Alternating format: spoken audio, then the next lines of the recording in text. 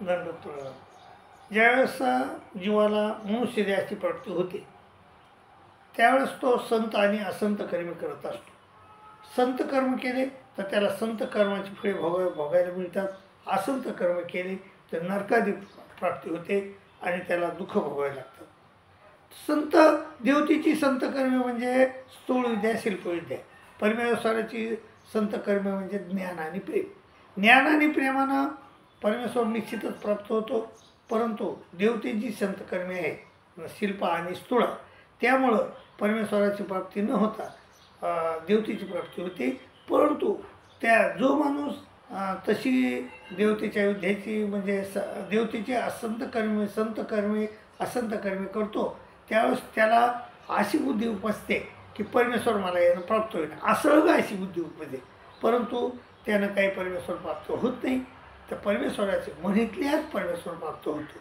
आणि परमेश्वर केव्हा प्राप्त होतो? ज्यावेळेस परमेश्वराचं म्हणलं केलं तर परमेश्वर प्राप्त होतो. आणि ज्या माणसाजवळ पुण्य आहे, पुण्य केलं त्याला स्वर्गाधिक देवतेच्या प्राप्तीला जावं लागतं.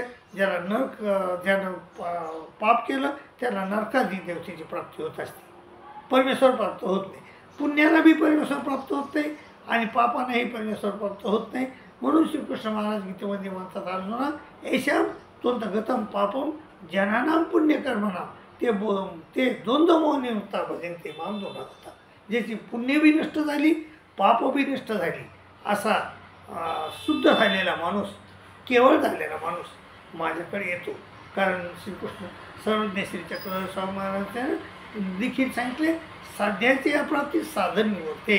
ज्यावेळेस तुम्हाला परमेश्वर प्राप्तीला परमेश्वर ज्यावेळेस तुम्हाला स्वस्वरूपी लीन करून घेतात त्यावेळेस तुमचे साध्य प्राप्त करून घेतात साध्याला, त्यावेळेस तुमचे साधन निवर्तून जातात.